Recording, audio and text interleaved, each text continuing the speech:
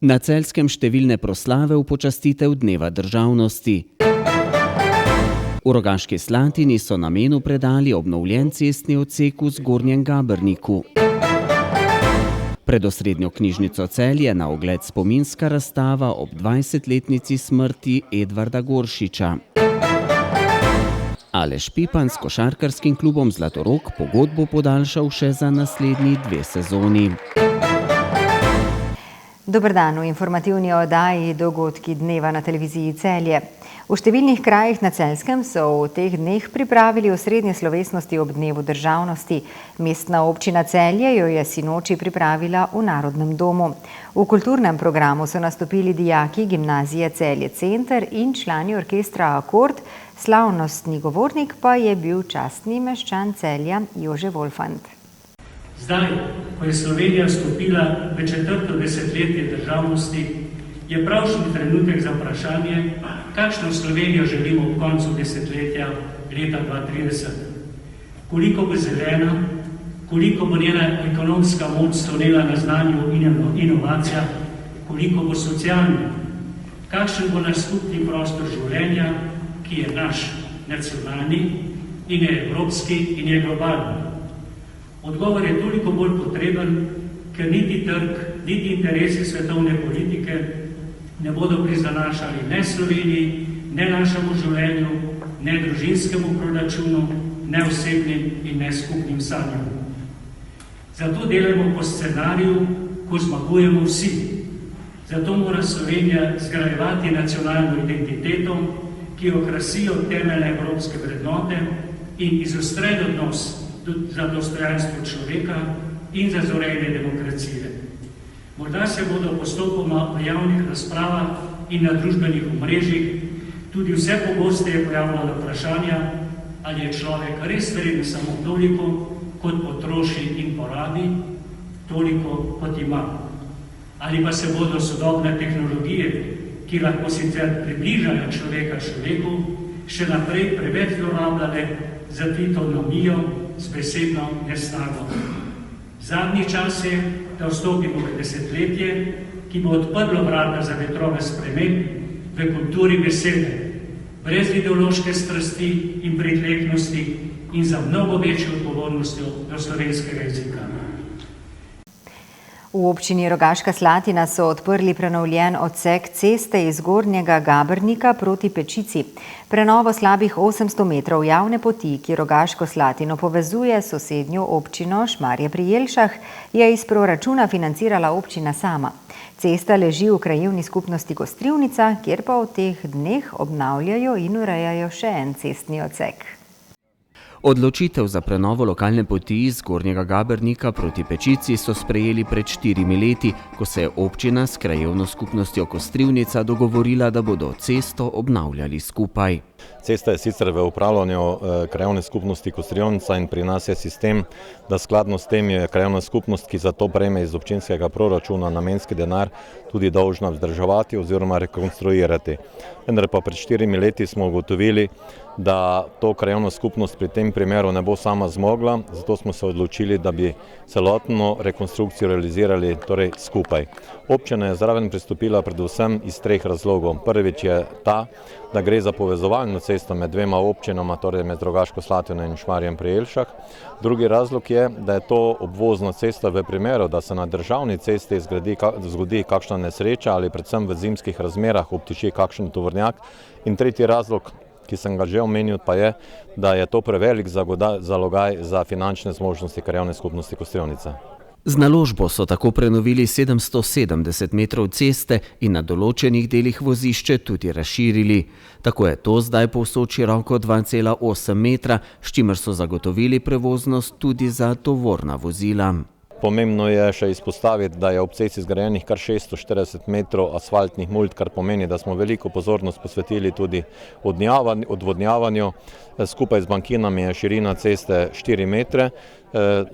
Ta odsek je skladen z strategijo modernizacije lokalnih cest oziroma javnih poti v naši občini in na tem nivoju tudi urejen. predvsem pa si želimo, da bi ta obnovljen odsek bila ena dobra spodbuda tudi v prihodnje krajevni skupnosti, da bo pristopila k modernizaciji še nekoliko manj obremenjenih, manj frekventnih, da ne rečem manj pomembnih lokalnih cest. Za našo krajevno skupnost je to zelo velika pridobitev, zato smo hvaležni občini, da je prisluhnila našim željam in je dala v prioritetni plan obnovu te ceste, ki bo zagotavljala večjo varnost za uporabnike. Uporabnikov je zelo veliko, saj jim ta cesta skrajša pot proti smeri Maribora in veliko iz tega konca hodi v tisto smer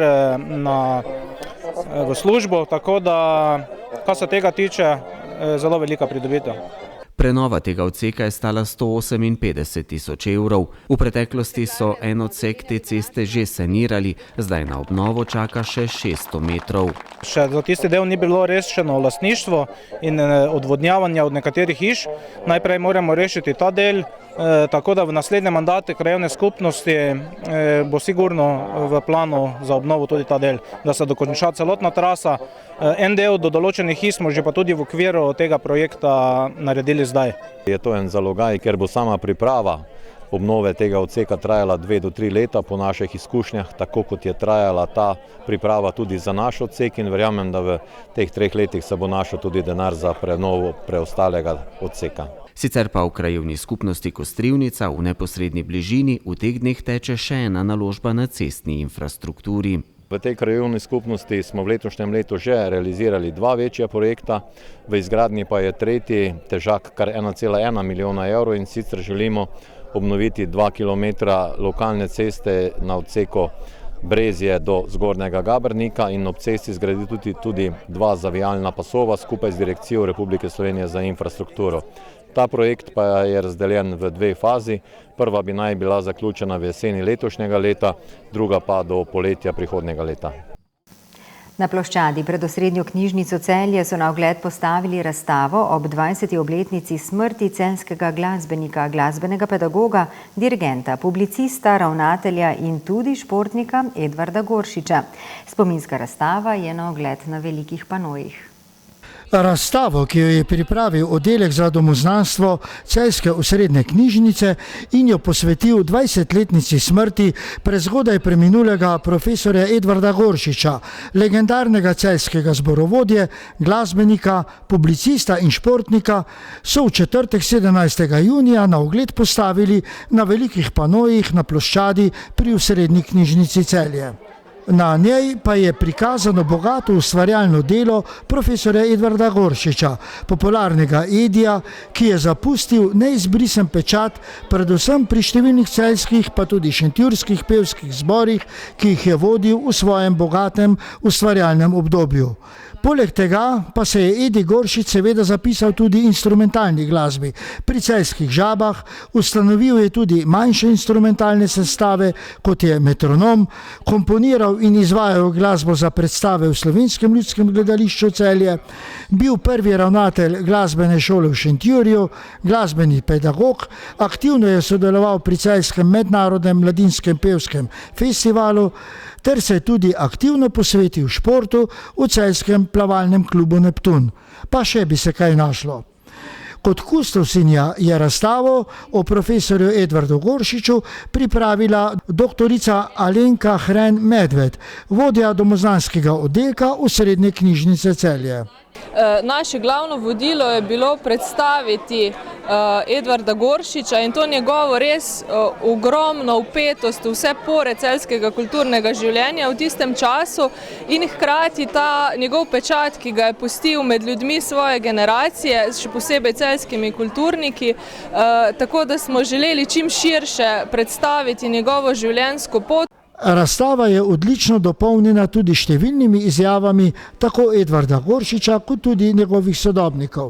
Njene otvoritve pa se je v lepem poletnem dopoldnevu na ploščadi pri osrednji knjižnici Celje udeležilo lepo število obiskovalcev. Med njimi številni sodobniki in ustvarjalni sopotniki Edvarda Goršiča, predvsem nekdanji pevci Celjskega pevskega društva.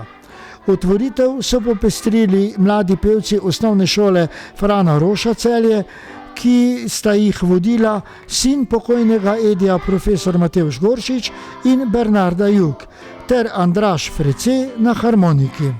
Med spremljevalci otvoritve razstave pa je bila tudi soproga pokojnega Edvarda Goršiča in še danes aktivna pevka Celjskega pevskega društva Libuška Goršič-Fišer. In kakšni občutki so jo prevevali ob tem dogodku? Ja, največja misel za mene, zdaj trenutno je pomembno to, ker je vedno rekel, komu bom jaz to zapustil. On si je že začel pripravljati svoj arhiv in strašno je bilo hudo, ker je rekel, že napovedoval, da ne bo več mladinskega pevskega festivala, da nam bojo ukinili. Da ni združenih zborov, da bi v Celju imeli združene zbore, ki bi skupaj delali, imeli skupno publiko. In to je, mislim, da bo zdaj ta proslava oziroma ta razstava nas nekako pognala naprej, da bomo skupaj delali. Razstavo ob 20-letnici smrti profesora Edvarda Goršiča, ki je postavljena na velikih panojih pri Osrednji knjižnici Celje, si lahko ogledate v 2 terminih, 1. do 15. julija ter od 1. avgusta do 15. septembra letos. Več o razstavi pa v reportaži v Minutah za kulturo na televiziji Celje.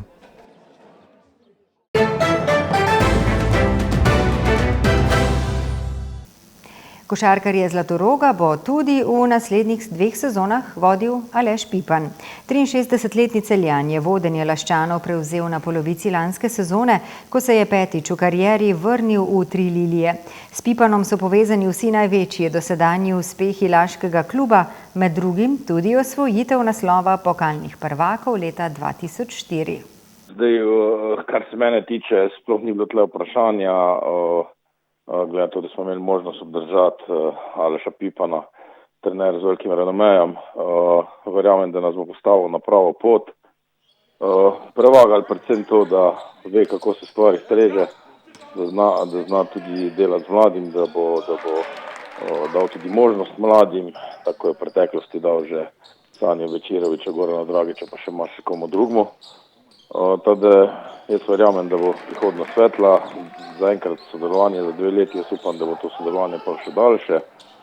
Cilj pa je, da se vrnemo v zgornjo polovico lestvice državnega prvenstva. Aleš bo ostal z sedanjima pomočnikoma oziroma sodelavcema, ko sta mu zdaj pomagala Jurij Pristanik pa Pavli Ojsteršek, ki skrbi za kondicijo. Zraven bo dodal še našega mladega trenerja Domna Drobneta. On je skazal željo, da bi se od Aleša učil, seveda to je idealna priložnost, Aleš mu bo marsikaj pokazal, tako da bo Domen Drobne še zraven te ekipe.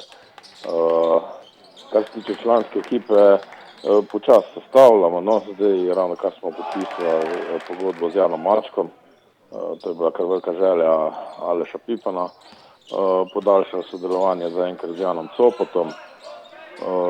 Verjetno bomo tudi podaljšali, vsaj ponudbo smo že dali Anžetu Medvedu. Smo pa v pogovoru še z nekaterimi igralci na različnih pozicijah, ko pa zdaj v tem trenutku jih ne moramo razkriti.